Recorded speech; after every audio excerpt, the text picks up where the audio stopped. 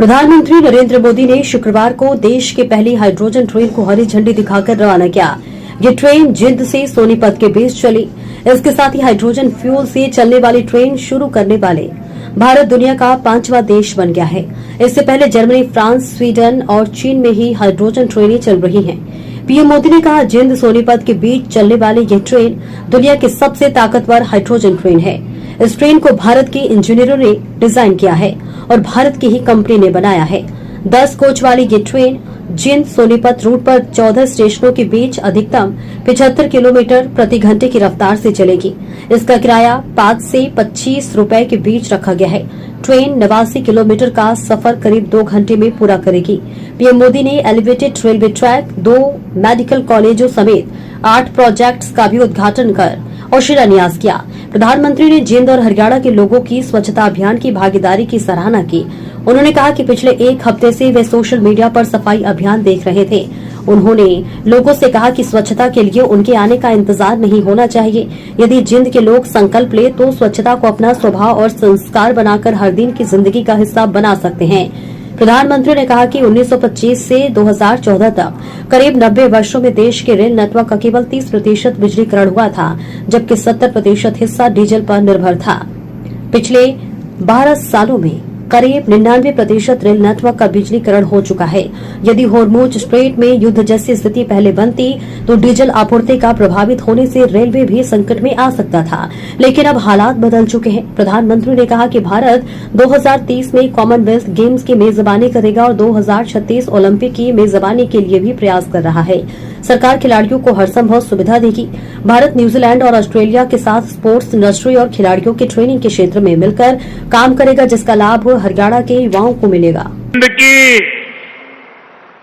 इस गौरवशाली भूमि से आप सभी को मेरी राम राम।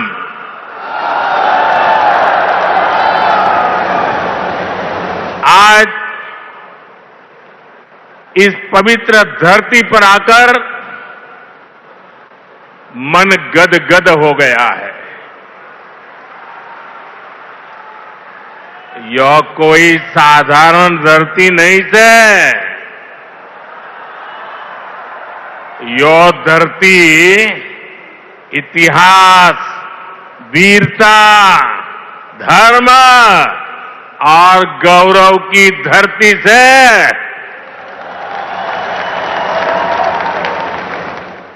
शक्तिपीठ माता जयंतिया का नाम और आशीर्वाद इस शहर पर बना रहता है। और मेरे लिए तो जिंद आना पुरानी यादों का झरोखा खोलने जैसा है।